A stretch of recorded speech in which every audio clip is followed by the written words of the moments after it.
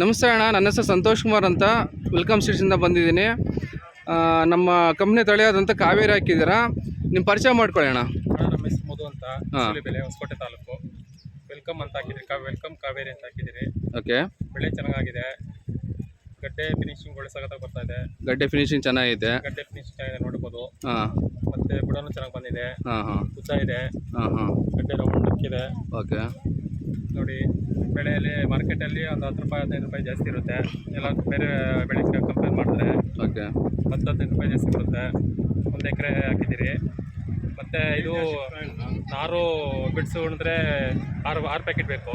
Okay, ಇದು 1 ಎಕರೆ KG ಮೇಲೆ 1 packet ಬೀಳುತ್ತೆ. ಓಕೆ, ಅಂದರೆ ಚೆಲ್ಲಿದ್ರೆ ನಿಮಗೆ 1.5 kg ಬೇಕಾಗ್ತದೆ. 1.5 kg ಬೇಕು. ನರ್ಸರಿಯಲ್ಲಿ ಆದರೆ 5 ಪ್ಯಾಕೆಟ್ 6 ಪ್ಯಾಕೆಟ್ ಆದರೆ ಸಾಕಾಗುತ್ತೆ. ನರ್ಸರಿಯಲ್ಲಿ ಬಿಡಿಸ್ಕೊಳ್ಬೇಕಂದ್ರೆ ಸ್ವಲ್ಪ ರೇಟ್ ಜಾಸ್ತಿ ಆಗುತ್ತೆ. ಓಕೆ, ಆಮೇಲೆ ಇದು ಏನು ಅನ್ಸುತ್ತೆ, ಕಾಯಿ ಹೆಂಗಿದೆ ನಿಮಗೆ? ಟೇಸ್ಟ್ ಇದೆ. ಓಕೆ, 1.7 ಬರುತ್ತೆ. ಓಕೆ, ಒಂದೇ ಗಾತ್ರದ ಸೈಜ್ ಬರ್ತದೆ. ಯಾವ ತಳಿ ಹಾಕಿದ್ರಿ ಅಂದ್ರೆ ಇದು? ವೆಲ್ಕಮ್ ಕಾವೇರಿ.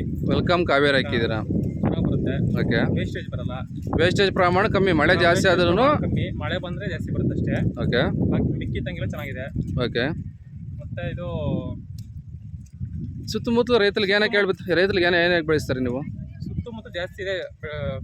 ವೆಲ್ಕಮ್ಮೇ ಕೇಳ್ತಾ ಇರೋದು, ಕಾವೇರಿನೇ ಕೇಳ್ತಾ ಇರೋದು. ಬೇರೆ ತಳಿ ಯಾವುದು ಹೋಗ್ತಿಲ್ಲ, ಕಾವೇರಿಯೇ ಹೋಗ್ತಿದೆ. ಕಮ್ಮಿ. ಓಕೆ, ಕಾವೇರಿ ತಳಿ ಜಾಸ್ತಿ ಹೋಗ್ತಾ ಇದೆ. ರೈತರು ಬೇರೆ ರೈತರಿಗೆ ಏನು ಹೇಳಕ್ ಬಯಸ್ತೀರಾ? ಇದು ರೈತರಿಗೆ ಹಾಕೋದು ಚೆನ್ನಾಗಿದೆ.